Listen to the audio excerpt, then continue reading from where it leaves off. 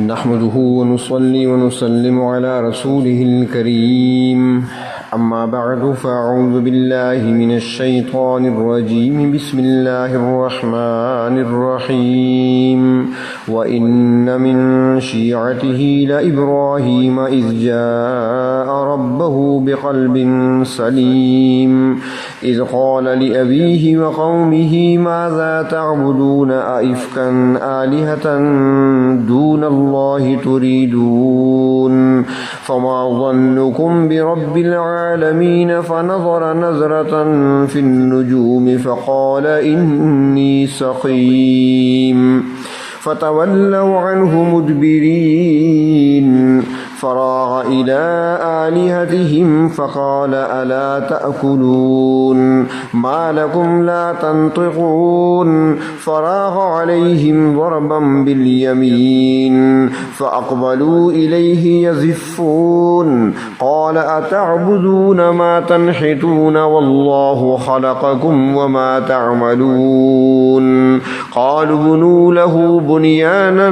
فألقوه في الجحيم فأرادوا به كيدا فجعلناهم الأسفلين صدق الله مولانا العظيم اللهم صل على سيدنا محمد وعلى آل سيدنا محمد وبارك وسلم۔ سورۃ صافات کی آیت نمبر 83 تا آیت نمبر 98۔ گزشتہ درس میں حضرت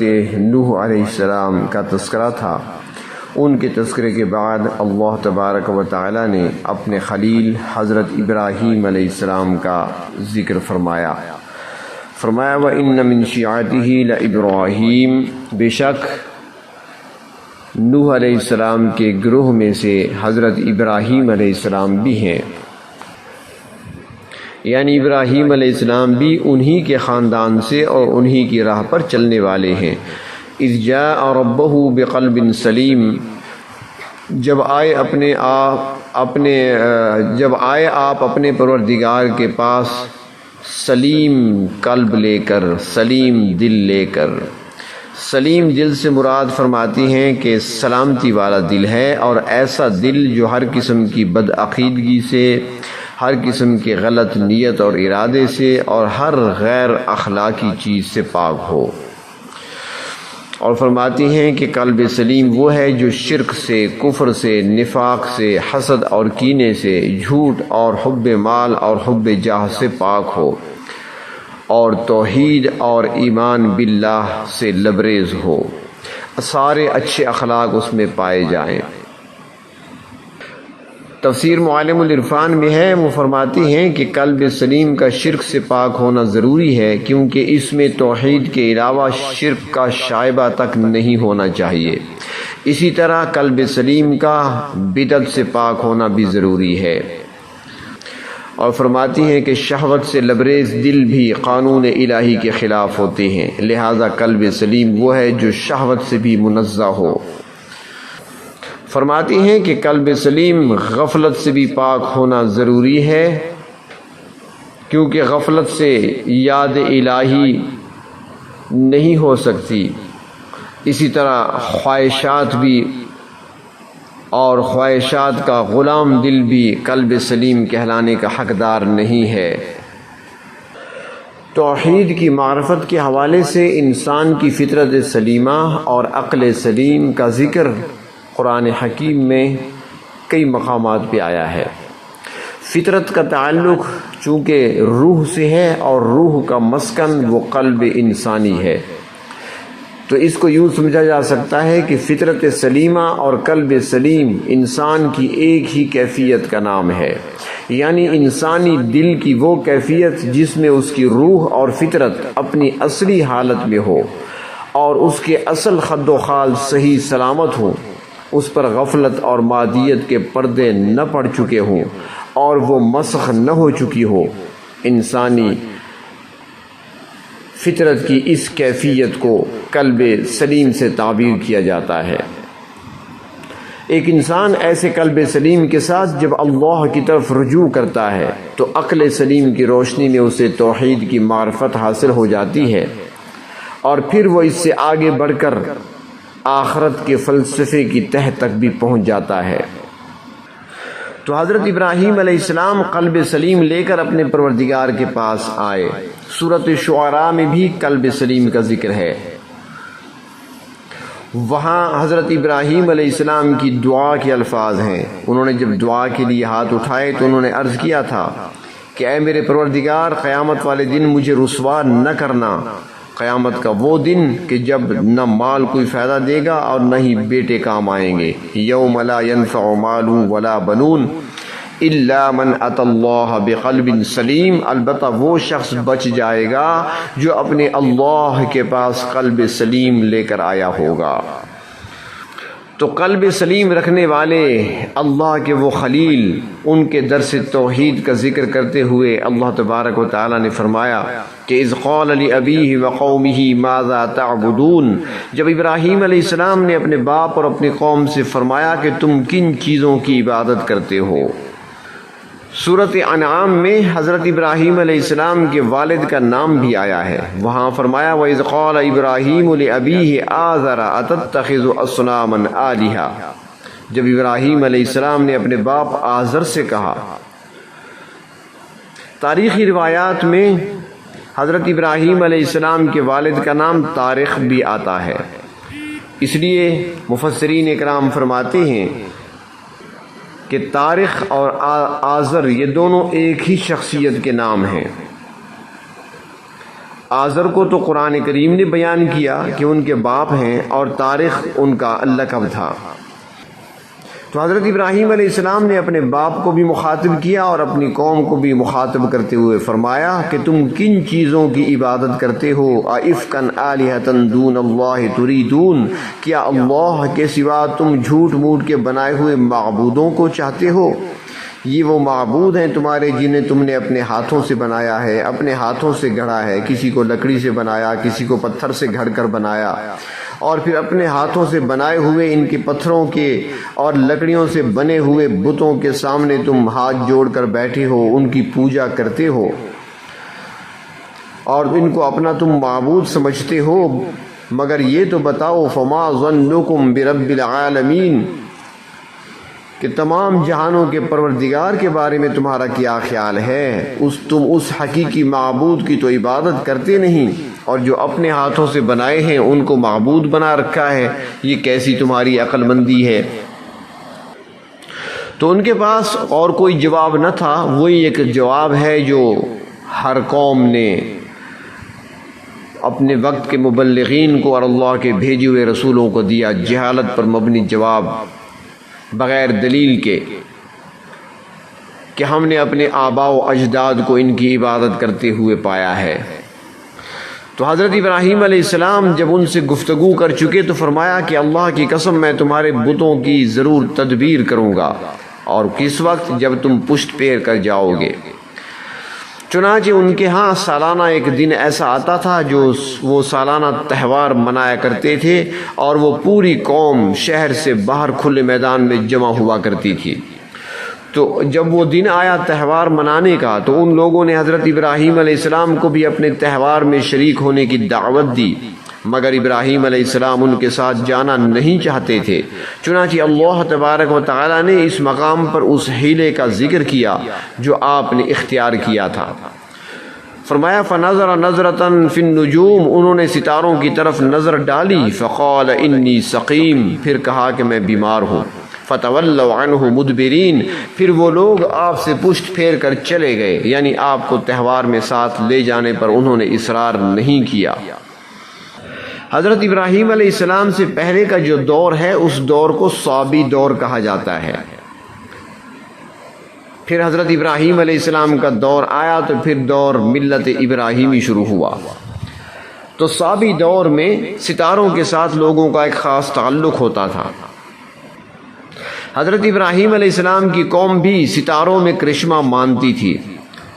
لہٰذا انہوں نے حضرت ابراہیم علیہ السلام کے ستاروں کی طرف نظر اٹھا کر دیکھنے سے یہ مطلب لے لیا کہ آپ بھی ستاروں کی کرشمہ سازی کے قائل ہیں، اس لیے وہ ابراہیم علیہ السلام کو چھوڑ کر اپنا تہوار منانے کے لیے چلے گئے، اور حضرت ابراہیم علیہ السلام کو وہ کام کرنے کا موقع میسر آ گیا جس کی وہ تلاش میں تھے اور قوم کے سامنے واضح دلیل پیش کرنا چاہتے تھے۔ حدیث شریف میں آتا ہے کہ حضرت ابراہیم علیہ السلام نے کبھی جھوٹ نہیں بولا، مگر 3 مواقع ایسے ہیں کہ جن پر یہ جھوٹ ہو سکتا تھا۔ پہلا موقع تو یہی ہے جب آپ نے قوم سے کہا کہ میں بیمار ہوں، حالانکہ بیمار نہیں تھے۔ دوسرا موقع وہ ہے جب آپ نے بتوں کو پاش کر دیا تو کافروں نے دریافت کیا کہ یہ کس نے کیا ہے، تو ابراہیم علیہ السلام نے جواب میں فرمایا، سورۃ انبیاء میں ہے کہ بل فعلہ کبیرہم ھذا، یعنی یہ کام اس بڑے بت نے کیا ہے جس کے کندھے پر کلہاڑا رکھا ہوا تھا، حالانکہ یہ کام ابراہیم علیہ السلام نے خود کیا تھا۔ اور تیسرا موقع وہ کہ جب ہجرت کے سفر میں حضرت سارہ آپ کے ساتھ تھیں، اور جب سفر کرتے ہوئے مصر پہنچے اور وہاں پر ظالم بادشاہ تھا مصر پر، اور وہ ہر خوبصورت عورت کو چھین لیا کرتا تھا۔ جب اسے پتہ چلا کہ ایسے ایک مسافر آئے ہیں، ان کے ساتھ ایک خوبصورت جوان خاتون بھی ہے، تو اس نے حضرت ابراہیم علیہ السلام کو بلایا اور پوچھا کہ یہ کون ہے، تو انہوں نے کہہ دیا کہ میری بہن ہے۔ بہن کہنے سے وہ چھوڑ نہیں دیتا تھا، یہ نہیں کہ وہ بیوی کو پکڑ لیتا اور بہن کو چھوڑ دیتا، نہیں، بلکہ بات یہ تھی کہ ابراہیم علیہ السلام سمجھتے تھے کہ اگر بیوی کہہ دیا تو پھر ہو سکتا ہے کہ زبردستی مجھ سے طلاق دلوا لے، اور بہن کہنے میں تو یہ خدشہ نہیں رہے گا۔ چنانچہ یہ 3 موقع ایسے تھے جو حضرت ابراہیم علیہ السلام نے توریہ اختیار فرمایا۔ اس کو توریہ کہا جاتا ہے، زومانی لفظ استعمال کرنا اسے کہا جاتا ہے، یہ جھوٹ نہیں ہے، یعنی جھوٹ نما سچ ہے یہ، کیونکہ جب حضرت ابراہیم علیہ السلام کو قوم اپنے ساتھ لے جانا چاہتی تھی اور آپ نے فرمایا کہ میں بیمار ہوں، حالانکہ آپ جسمانی طور پر تو تندرست تھے، ابراہیم علیہ السلام کی اس سے مراد یہ تھی کہ تمہارا کفر، تمہارا شرک جو صبح و شام میں دیکھتا ہوں تو میں ذہنی طور پر بیمار ہی رہتا ہوں، مجھے تمہارے کفر اور شرک سے تکلیف پہنچتی ہے، مگر لوگ یہ سمجھے کہ شاید آپ کو کوئی جسمانی تکلیف لاحق ہے جس کی وجہ سے آپ ان کے ساتھ نہیں جا سکتے، تو جھوٹ یہ نہیں تھا۔ جب بتوں کے بارے میں پوچھا گیا تھا کس نے توڑے ہیں، اور انہوں نے بڑے بت کی طرف اشارہ کر دیا تھا کہ اس نے توڑے ہیں، تو وہاں بھی حضرت ابراہیم علیہ السلام کا مقصد کفار کو غور و فکر کر کے توحید کی دعوت دینا مقصود تھا۔ ان کے سامنے ایک دلیل رکھ رہے تھے، کیونکہ وہ سارے جانتے تھے کہ ان بتوں میں تو حرکت ہی نہیں ہے، بھلا یہ کام بت کیسے کر سکتے ہیں، اور حضرت ابراہیم علیہ السلام بھی یہی سمجھانا چاہتے تھے کہ جو نہ توڑ سکتے ہیں اور نہ ہی توڑنے والے کو روک سکتے ہیں، نہ اپنا دفاع کر سکتے ہیں، وہ تمہارے معبود کیسے ہو سکتے ہیں۔ اور تیسری چیز، حضرت ابراہیم علیہ السلام نے اپنی بیوی حضرت سارہ کو کہا تو یہ بھی حفاظت کے لیے کہا تھا، توریہ کرتے ہوئے کہ اگر ان کو بتا دیتا کہ میری بیوی ہے تو پھر تو وہ اس پر قبضہ کرنے کے لیے آپ کو قتل بھی کرا سکتا تھا اور طلاق دینے پر مجبور بھی کر سکتا تھا، تو اس لیے انہوں نے اسی کے اندر بھلائی سمجھی کہ ان کو بہن ظاہر کیا جائے۔ اور اس وقت حضرت ابراہیم علیہ السلام اور حضرت سارہ کے علاوہ اور کوئی مومن اور مسلمان ہی نہیں تھا زمین پر، اور مومنوں کے بارے میں تو قرآن بھی کہتا ہے انما المؤمنون اخوہ، اور حضرت ابراہیم علیہ السلام نے خود بھی یہی کہا تھا حضرت سارہ سے کہ میں بادشاہ کو ایسی بات کہہ کر آیا ہوں کہ تم میری بہن ہو، اور اس لیے کہا ہے کہ اس وقت اس روئے زمین پر میرے اور تیرے علاوہ مومن کوئی نہیں ہے، تو ایمان کی نسبت سے ہم بہن بھائی ہیں۔ تو جھوٹ یہ بھی نہیں تھا، اس کو توریہ کہا جاتا ہے، اور ایسے وقت میں جو اس قسم کا راستہ اختیار کیا جائے اس کو حیلہ کہا جاتا ہے۔ اور اس قسم کے واقعات نبی اکرم صلی اللہ علیہ وسلم کے ساتھ بھی پیش آئے تھے۔ جناب نبی کریم صلی اللہ علیہ وسلم اور حضرت ابو بکر صدیق رضی اللہ تعالی عنہ جب سفر ہجرت پر تھے مکہ مکرمہ سے مدینہ منورہ کی طرف، اور کفار کی طرف سے انعام مقرر کر دیا گیا تھا کہ جو گرفتار کر کے لائے گا اسے 100 اونٹ انعام دیا جائے گا، تو لوگ آپ صلی اللہ علیہ وسلم کی گرفتاری کے لیے اور آپ کو پکڑنے کے لیے گھوم پھر رہے تھے انعام کے لالچ میں۔ تو ایسے ہی راستے میں ایک شخص نے جو حضرت ابو بکر صدیق رضی اللہ تعالیٰ عنہ کو کچھ جانتا تھا، اس نے جب دیکھا تو انہوں نے صدیق اکبر سے پوچھا کہ ابو بکر یہ آپ کے ساتھ یہ شخص کون ہے؟ تو حضرت ابو بکر صدیق نے جواب دیا من الماء، پانی سے، انسان پانی سے پیدا ہوا ہے نا، تو فرمایا من الماء، پانی سے۔ اب وہ شخص سمجھا کہ پچھلی جو پانی والی آبادی ہے یہ اسی کا کہہ دیا ہے، اس طرح وہ شخص چلا گیا۔ اسی طرح ایک دوسرا شخص ملا، اس نے حضرت ابو بکر صدیق کو پہچان لیا اور پوچھا کہ تمہارے ساتھ کون ہے؟ تو انہوں نے توریہ کے انداز میں جواب دیا کہ ہوا رجل یہدی عن السبیل، یہ ایک شخص ہیں جو میری رہنمائی کر رہے ہیں، مجھے راستہ دکھانے والے ہیں۔ وہ آدمی سمجھا کہ سفر میں راستہ معلوم کرنے کے لیے کسی رہنما کی ضرورت پیش آتی ہے، گائیڈ کی ضرورت پیش آتی ہے، تو اس لیے ان کی خدمات حاصل کی ہوں گی ابو بکر نے۔ حالانکہ حضرت ابو بکر صدیق کا مطلب یہ تھا کہ یہ تو وہ شخصیت ہیں جو مجھے ہدایت کا راستہ بتانے والے ہیں، یہ تو وہی شخصیت ہیں جو مجھے جنت کا راستہ دکھانے والے ہیں۔ تو اس کو توریہ کہا جاتا ہے، جھوٹ نہیں ہوتا۔ تو وہ سارے لوگ حضرت ابراہیم علیہ السلام کی قوم کے لوگ جب تہوار منانے کے لیے شہر سے باہر چلے گئے تو حضرت ابراہیم علیہ السلام کو بتوں کی مرمت کرنے کا موقع میسر آیا جس کی مدتوں سے ان کو تلاش تھی۔ فراغ الی آلہتہم، پھر آپ موقع پا کر بتوں کے پاس گئے، یعنی بت خانے میں تشریف لے گئے۔ جا کر دیکھا تو بتوں کے سامنے نظر و نیاز کی مٹھائی، کھانا وغیرہ رکھا ہوا تھا۔ تو حضرت ابراہیم علیہ السلام نے بتوں سے کہا فقال الا تأکلون، آپ نے ان سے مخاطب ہو کر فرمایا تم کھاتے کیوں نہیں؟ تو وہ پتھر اور لکڑی اور تانبے اور پیتل کے بنے ہوئے بے جان بت کیا کھاتے اور کیا جواب دیتے۔ پھر آپ نے پوچھا ما لکم لا تنطقون، کیا تمہیں ہو گیا، بولتے کیوں نہیں؟ اور پھر جب کوئی جواب نہ ملا تو آپ نے یعنی حضرت ابراہیم علیہ السلام نے اپنے منصوبے پر عمل شروع کر دیا۔ فراغ علیہم ضربا بالیمین، آپ دائیں ہاتھ سے مارتے ہوئے ان پر ٹوٹ پڑے۔ آپ کے ہاتھ میں ہتھوڑا تھا جسے پوری قوت سے چلا کر بتوں کو توڑ پھوڑ دیا،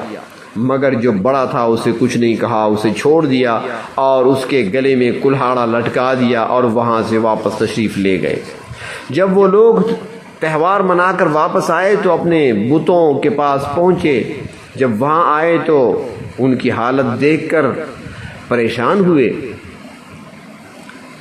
یہاں پر تو تفصیلات نہیں ہیں، سورۃ الانبیاء میں اس کی تفصیل بیان کی گئی ہے، یہاں پر تو اتنا ہے فاقبلوا الیہ یزفون کہ وہ لوگ آپ کے پاس گھبراہٹ کے عالم میں دوڑتے ہوئے آئے۔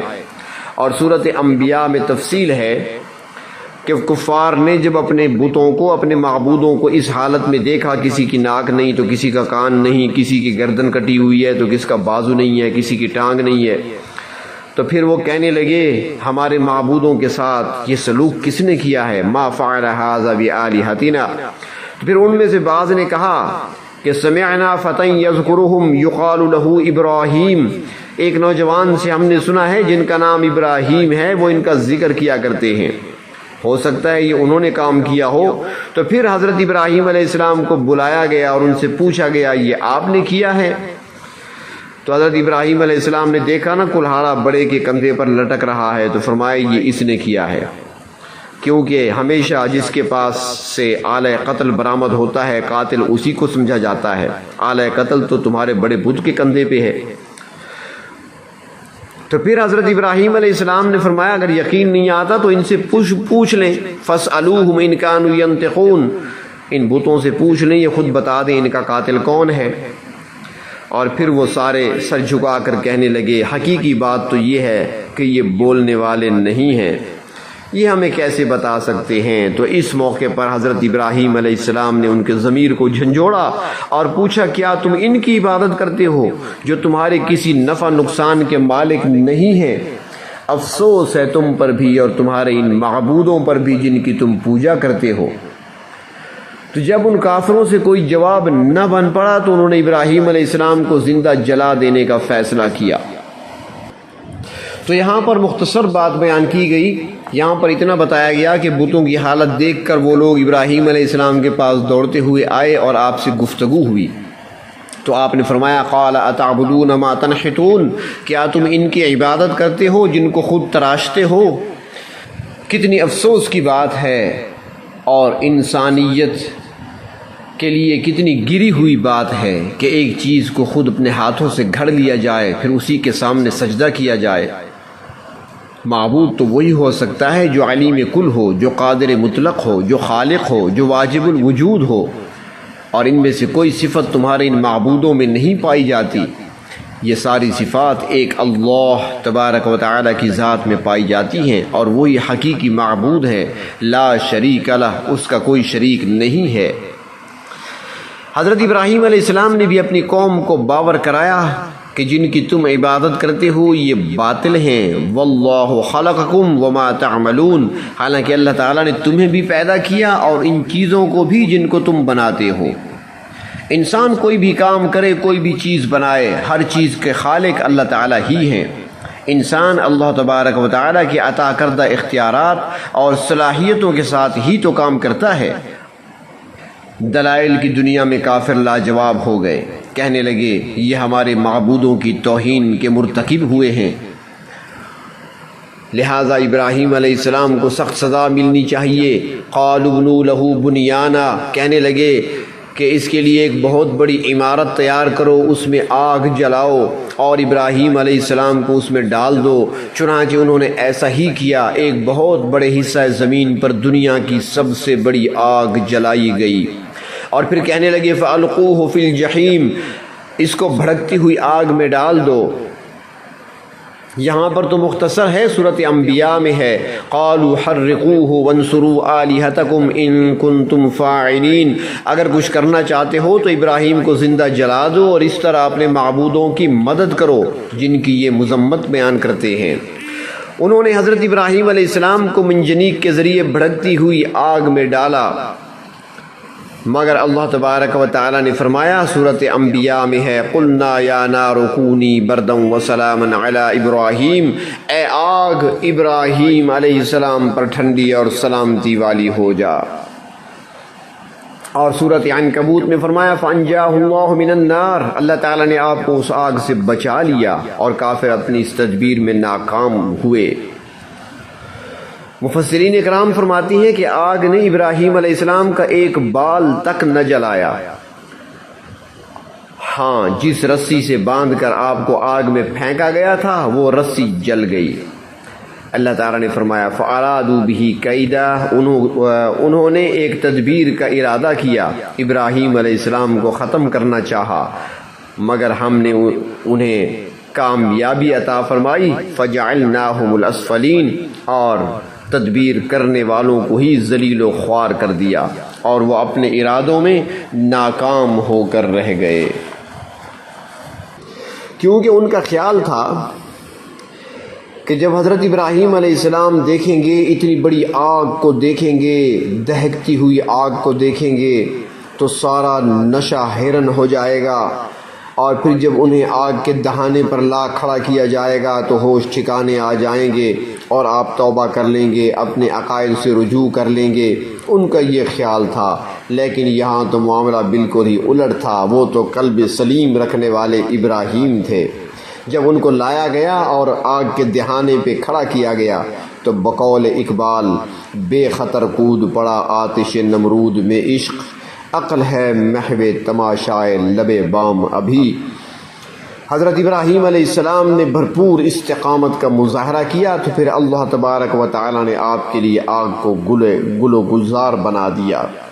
اور اس طرح وہ لوگ اپنے ارادوں میں اور اپنے منصوبوں میں رسوا ہوئے اور خائب و خاسر ہو گئے۔ وآخر دعوانا ان الحمد للہ۔